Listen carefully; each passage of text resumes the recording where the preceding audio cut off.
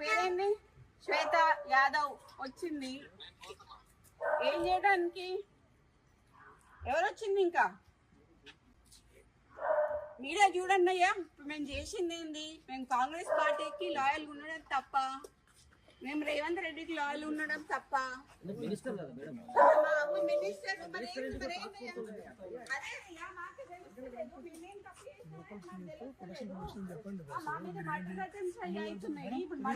కదా ఇది ఆమె ఎందుకు వచ్చింది? ఇప్పుడు అంటే మా అమ్మ ఇప్పుడు లేడీ కానిస్టేబుల్ వచ్చిందంటే, లేడీ ఎస్ఐఓ సిఐఓ ఆమె నాకు తెలియదు, వచ్చిందంటే మా అమ్మని అరెస్ట్ చేయడానికి వచ్చినట్ట, అంతేనా? గవర్నమెంట్ లో ఉన్నటువంటి ఒక మినిస్టర్ కదా మీ అమ్మ. సో అదే అండి, అదే నాకు తెలియట్లేదు. మరి మీరే తెలుసుకోవాలి. ఎందుకంటే మరి టీఆర్ఎస్ వాళ్ళ మీద పడకుండా కాంగ్రెస్ వాళ్ళ మీద పడి మా మీద మా ఇంటి మా ఆడోళ్ళ మీద పడ్డానికి ఇప్పుడు ఆమె ఎందుకు వచ్చింది చెప్పంటే చెప్పట్లేదు కదా. ఆ టాస్క్ ఫోర్స్ వాళ్ళు ఇంతకు ముందు వచ్చి మా ఓఎస్డీని నిన్న టర్మినేట్ చేశారండి. టర్మినేట్ చేశారు. చేసినందుకు దానికి అడ్మినిస్ట్రేషన్ గ్రౌండ్స్ లో అన్నారు. మాకు వాటికి ఏ ఎక్స్ప్లెనేషన్ ఇవ్వలేదు. ఆయన ఇక్కడ ఉన్నాడు అని చెప్పి వచ్చారు. ఆయన మా దగ్గర ఉన్నాడు. సరే ఉన్నాక తీసుకెళ్తాను ఒక వారెంట్ లేకుండా ఆయన మఫ్టీలో వచ్చాడు పోలీసు. నేను ఎట్లా పంపిస్తాను వాడిని? పంపించలేం కదా. నేను అడిగాను టాస్క్ ఫోర్స్ ఏని, మీరు వారెంట్ తీసుకొని రండి నేను పంపిస్తాను అన్నాను. ఇగో ఇప్పుడు జూబ్లీ హిల్స్ వాళ్ళు వస్తున్నారు అని చెప్పి మాకు ఇన్ఫర్మేషన్ వచ్చింది. మినిస్టర్ గారు తీసుకెళ్లిపోయారు. ఇప్పుడు వాళ్ళు ఎందుకు వచ్చిందో చెప్పండి. మేడం మీరు సుదీర్ఘకాలం మీడియా రాజకీయాల్లో ఉన్నారు, అతను కూడా ఉన్నారు మేడం. అసలు అతని పైన ఆయన రాజకీయాలలో లేరండి. ఆయన ఆరోపణలు వాళ్ళు చెప్పాలండి. ఆరోపణ అనేది వాళ్ళు చెప్పాలి. వాడు రాజకీయాలలో లేడు. ఎక్కడన్నా వానికి ఒక పోస్ట్ ఉందా అని అడగండి. వానికి ఒక విజిటింగ్ కార్డ్ లేదు, వానికి ఒక లెటర్ హెడ్ లేదు, వాని సంతకం ఒక్క పేపర్ మీద ఉండదు. ఏ పేషీకి పోయినా కూడా ఏ పేషీలో పేపర్ మీద సుమంత్ అనే సంతకం ఉండదు. సో అయినా కూడా టర్మినేట్ చేసినా కూడా మేమేం మాట్లాడలేదు. ఇదంతా తీసుకొచ్చి what are they doing, what are they trying to do? అంటే మీ అమ్మగారిని ఏమైనా టార్గెట్ చేసి? మా అమ్మగారిని టార్గెట్ చేస్తున్నారు కదండి. బీసీలు అనేమో రాహుల్ గాంధీ అరుస్తుంటే ఇక్కడ రెడ్లందరూ కలిసి బీసీలను మమ్మల్ని తొక్కుతున్నారు కదా.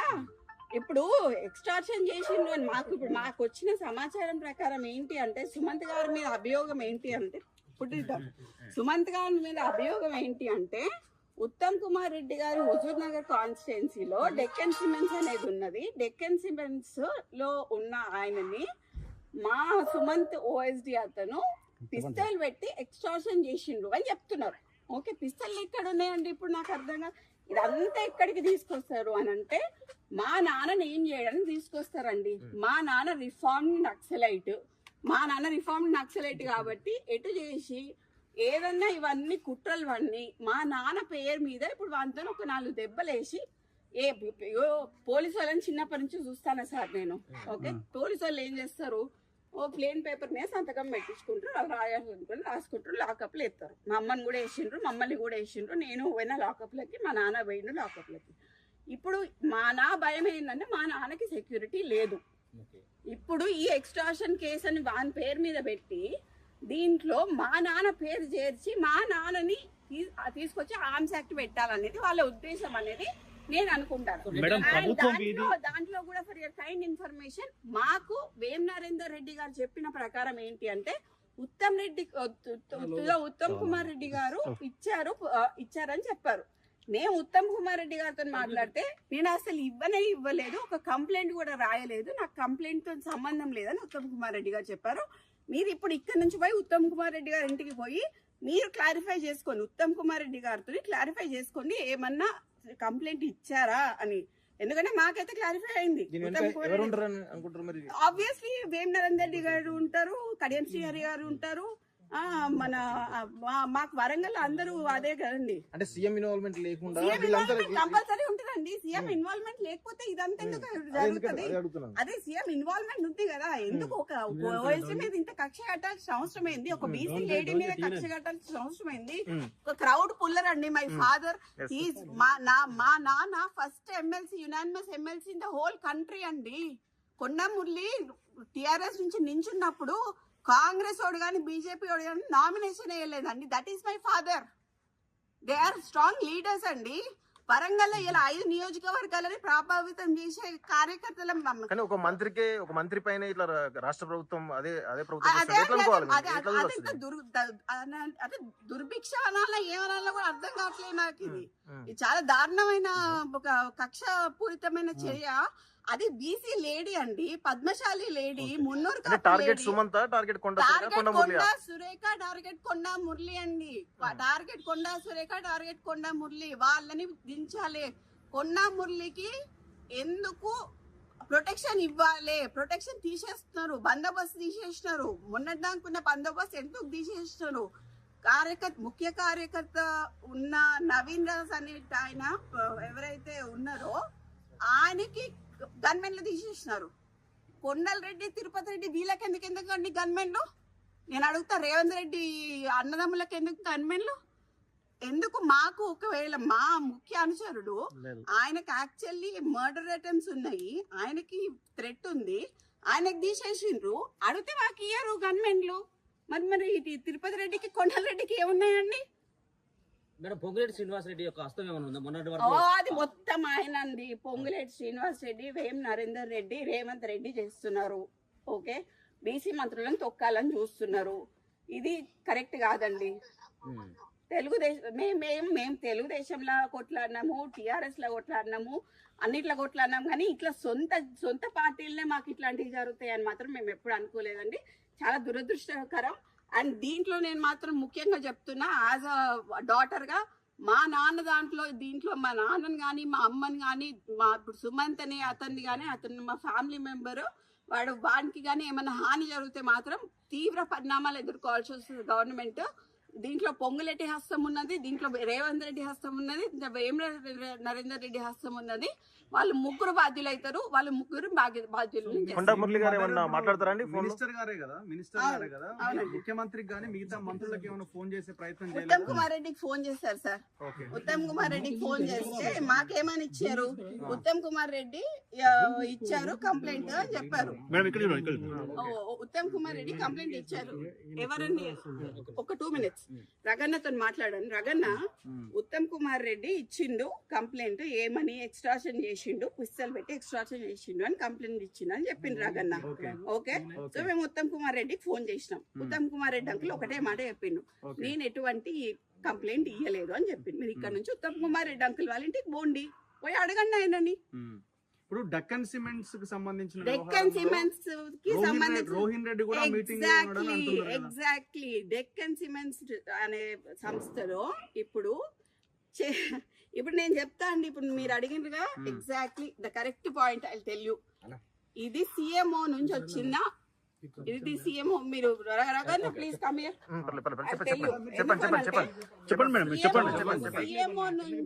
సిఎంఓ నుంచి ఎవరు ఇప్పుడన్నా మీరు చెప్పిన పేరేంటిది? రోహిన్ రెడ్డి. ఆయన ఎవరు? సీఎం కి దగ్గర, అంతేనా? పక్కన ఉంటాడా? ఆయన వచ్చి సుమంత్ ని ఏంటిది మ్యాటర్ అని అడిగిండు డెక్కన్ సిమెంట్స్ గురించి. అడిగితే రోహిన్ రెడ్డి ఆఫీస్ లో సుమంత్ ను రోహిన్ రెడ్డి కలిసి కూర్చొని మాట్లాడి డెక్కన్ సిమెంట్స్ వాళ్ళతో మాట్లాడిండ్రు. దాన్ని బెదిరించుడు అన్నారు. సరే, బెదిరించుడు అంటే, ఎక్స్టార్షన్ అంటే, పిస్తల్ పెడితే దాంట్లో రోహిన్ రెడ్డి ఉండాలి, అప్పుడు సీఎం రేవంత్ రెడ్డి కూడా ఉండాలి. అంటే రోహిన్ రెడ్డి దగ్గరికి సుమంత్ పిలిస్తే వెళ్ళిండా, లేకపోతే ఇద్దరు కలిసి చేసిర్రా? రోహిన్ రెడ్డి సుమంత్ ని పిలిచిండు. ఓకే, సీఎం రోహిన్ రెడ్డికి చెప్పిండు, రోహిన్ రెడ్డి సుమంత్ ని పిలిచిండు, సుమంత్ ను రోహిన్ రెడ్డి కలిసి రోహిన్ రెడ్డి ఆఫీస్ లో మాట్లాడిండు. ఇది సీఎం నుంచి వచ్చిన ఆదేశం ప్రకారం రోహిన్ రెడ్డి చేసిండు. అయితే ఇప్పుడు ఏముంటదండి, ఏం జరుగుతుంది అని అడుగుంటారు, అంతే కదా. దేని గురించి అనేది తెలియాలి కదా. ఇప్పుడు ఎక్స్ట్రాక్షన్ చేసిండు అంటున్నారు కదా, పిస్తల్ ఉన్నది అంటున్నారు కదా, రోహిన్ రెడ్డి అయితే ఉన్నాడు కదా, మరి రోహిన్ రెడ్డి సాక్ష్యం చెప్పాలి. ఇప్పుడు సీఎం మరి ఇప్పుడు సీఎం పెట్టించినట్టే కదా పిస్తల్. రోహిన్ రెడ్డి ఇంట్లోనేనా డిస్కషన్ ఆఫీస్ లో అండి, ఎక్కడ అంటే పక్కన. ఇప్పుడు ఆయన ముఖ్యమంత్రి కార్యాలయం. ఎగ్జాక్ట్లీ. మరి ఇప్పుడు సీఎం తెచ్చిండా పిస్తలు? సీఎం ఇచ్చిండా పిస్తలు? అంతే, సీఎం ఇచ్చిండు, రోహిన్ రెడ్డి నమ్మనాలి. ఇప్పుడు సుమంత్ ఎక్కడ కూర్చుంటే రోహిన్ రెడ్డి అక్కడ కూర్చోవాలి, సుమంత్ ఎక్కడ పోతే రోహిన్ రెడ్డి అక్కడ పోవాలి, సుమంత్ ఎక్కడ అరెస్ట్ అయితే రోహిన్ రెడ్డి అక్కడ అరెస్ట్ కావాలి. ఎవరు చేసినా కూడా రోహిన్ రెడ్డి సీఎం ఇద్దరు అరెస్ట్ కావాలండి. అంటే ఇప్పుడు సుమంత్ దగ్గర తుపాకీ పిస్టల్ ఉంది అని అంటే అది కొండామురళి ఇచ్చిండని అంటారేమో రేపు. అదే చెప్తున్నా కదండి. అందుకనే మా నాన్నకి ఎటువంటి ఏమన్నా జరిగితే మాత్రం నేను ఒప్పుకునేది లేదు. ఎందుకంటే రోహిన్ రెడ్డి సీఎం ఆఫీస్ నుంచి డైరెక్ట్ గా వచ్చి ఆయన ఆఫీస్ లో కూర్చొని సుమంత్ని పిలుచుకున్నాడు. మరి సీఎం ఇచ్చినట్టున్నాడు పిస్తల్. సీఎంఏ ఇచ్చుంటాడు కదా, ఇక్కడ నుంచి ఇక్కడికి వచ్చింది అని అంటే పిస్తల్ సీఎంఏ ఇచ్చుంటాడు కదా. మరి మా నాన్న పేరు తీసిండు అనుకోండి, ఈజ్ ఏ రిఫార్మ్డ్ నక్సలైట్ అండి. My father is a reform naxalite, left ideology ఉన్నాడు. సో దాన్ని బేస్ చేసుకొని అంతకుముందు కేసెస్ ఉన్నాయి. దే ఆర్ ఆల్ ఎగ్జిక్యూటెడ్, అన్నీ అయిపోయినాయి కేసెస్. మళ్ళీ ఇట్లా కక్షపూరితంగా చేద్దామని ట్రై చేస్తున్నట్టున్నారు. ఎట్లా కొండమురళిని దొక్కాలి, వరంగల్ కొండమురళి నడవద్దు, కొండమురళి బయటికి వస్తే జనాలు వస్తారు, ఇవన్నీ బీసీ లీడర్లను దొక్కాలి అని చూస్తున్నారు. ఆ ఇద్దరు బీసీ లీడర్లను దొక్కితే ఏమొస్తుందండి? కడియం శ్రీహరికి ఏమొస్తుంది, వీళ్ళందరికి ఏమొస్తుంది? మాకు వేమనరేందర్ రెడ్డి ఆల్రెడీ అంతకు ముందు వరంగల్ ఈస్ట్ లో నించున్నారండి. వరంగల్ ఈస్ట్ మీద కన్నేసిండు ఆయన. ఎటు చేసి కొండా సురేఖని బయటికి పంపిస్తే వరంగల్ ఈస్ట్ ఆయన సొంతం అవుతుంది అని చూస్తున్నాడు. అది వరంగల్ ఈస్ట్ లో అంతకు ముందు ఆయన నించున్నాడు, ఆయన కంటెస్ట్ చేసిండు, ఆయన ఓడిపోయిండు. సో ఇప్పుడు ఆ వరంగల్ ఈస్ట్ కోసం ఆయన ట్రై చేస్తున్నాడు. లేకపోతే ఏంది డ్రామా అంతేంది? ఇప్పుడు ఏది ఎటుపోయిందండి? ఇప్పుడు ఉందా పోలీస్ ఏది? అమ్మ అడగండి ప్లీజ్, వాళ్ళని అడగండి. ఇప్పుడు నన్ను అడుగుతున్నాను, నేను ఇక్కడే నించుంటా, వాళ్ళని కూడా అడగండి ఎందుకు వచ్చిండు అంటే మీరేమో అది తెలియదండి నాకు, అది తెలియదు ఎక్కడ తీసుకెళ్ళి. మీనాక్షి మ్యామ్కి అయితే మేము చెప్పడం జరిగిందండి, బట్ ఇట్లా ఇంతవరకు జరిగేంత వరకు అయితే చెప్పలేదు.